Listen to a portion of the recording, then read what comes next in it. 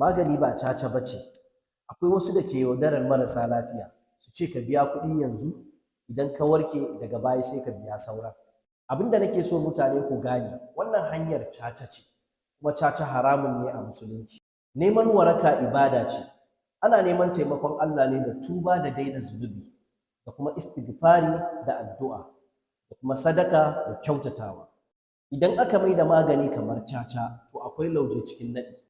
Ku sani, lafiya baiwar Allah ce ba wasa ba, kuma wanda yake da gaskiya baya buƙatar ya jingina dabarun caca don tabbatar da sahihancin maganinsa.